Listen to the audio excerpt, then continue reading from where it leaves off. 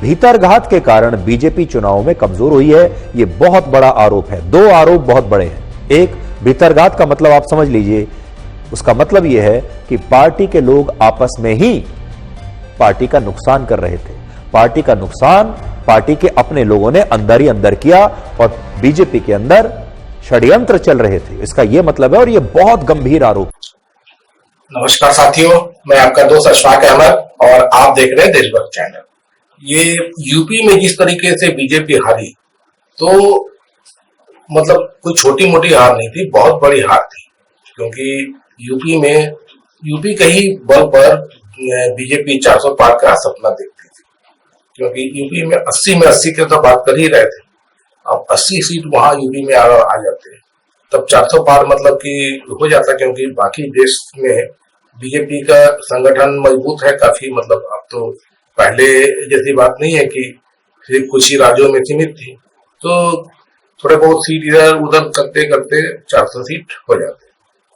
लेकिन यूपी में ही बहुत बुरी तरह हार गई। तो इतनी तिलमिला गई है भाजपा कि समीक्षा बैठक हो रही है लगातार।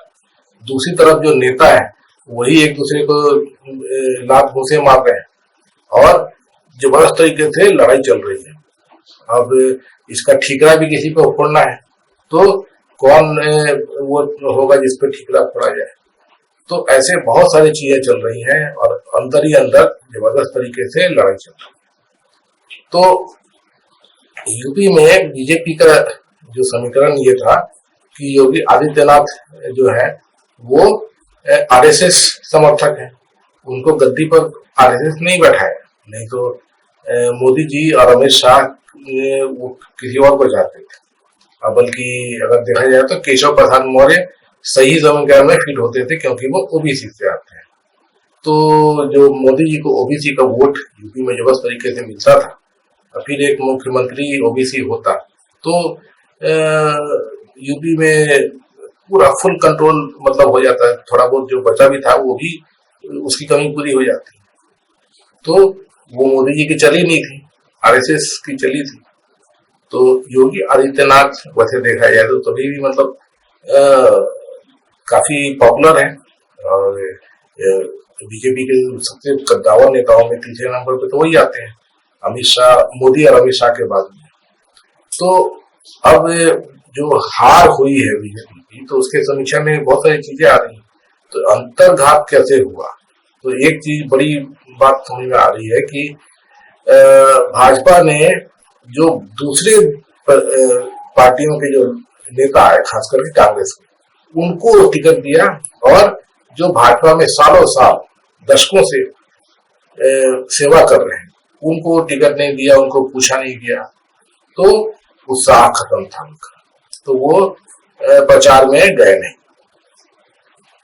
उसके बाद में जो खुद ही आपको पता है कि मतलब मोदी, अमित शाह और योगी, तो इनकी बनती नहीं है।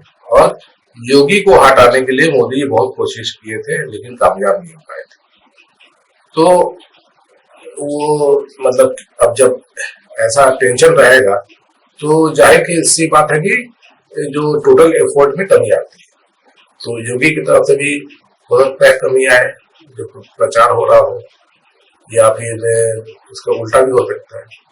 तो ये एक फैक्टर होगा। तो और उसके अलावा जो 400 पार मोदी जी बोल रहे थे, तो सबसे बड़ा नुकसान उससे हुआ। और कैसे हुआ कि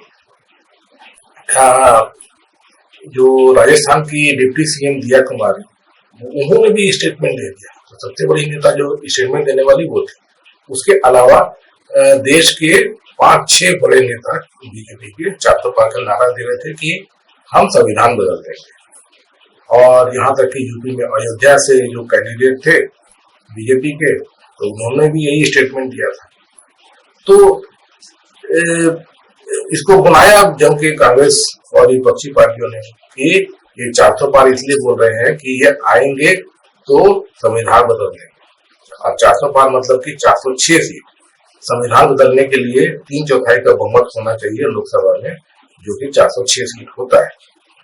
तो ये लोगों को बात दिमाग में घुस गया कि भाजपा आएगी तो संविधान बदल देगी, हमारा अधिकार छीन लेगी, हमारा आरक्षण छीन लेगी, तो ये हमारा नुकसान है। और इसलिए ओबीसी, दलित और यूपी में तो खैर आदिवासी नहीं है, तो ये जबरदस्त तरीके से बीजेपी के खिलाफ बोलती है। अब बीजेपी बोलती है कि दुष्प्रचार किया कांग्रेस ने कि हम संविधान बदल देंगे, तो कांग्रेस ने थोड़ी किया, खुद भाजपा वाले कर रहे थे ना। अब ये क्यों कर रहे थे, जो छुटभैया नेता भाजपा के क्यों बोल रहे थे कि संविधान बदल देंगे, तो वो खुद बड़े नेताओं ने उनको कहा था। तो बीजेपी क्या करती है कि कोई भी चीज लाने के पहले, अब इनका जो चीज होता है तो कोई भी आपको पता है कि कंट्रोवर्शियल होता है, वो नुकसान करेगा जनता को, उनको पता है कि नुकसान हो करेगा, और फिर जनता उसका जवाब वोट से देगी। तो उसको टेस्ट करने के लिए बीजेपी वाले बीच बीच में इस तरीके से छोटे नेताओं से कुछ मुंह से कहलवा देते हैं।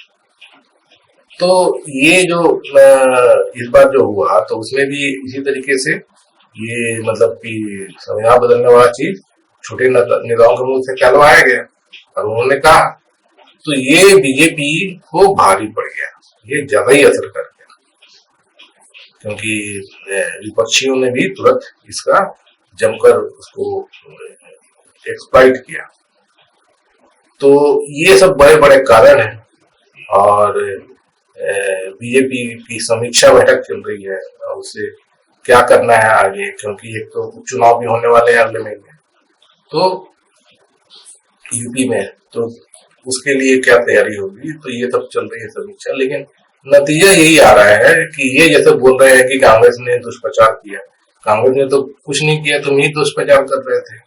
उसके बाद में जो इंटरनल जो कला है वो तुम्हारी बीजेपी की में ही है।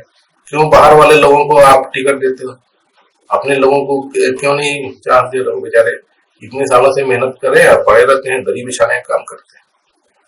तो ये सब चीजें तो बीजेपी की खामियां है, इसको दूर करना चाहिए।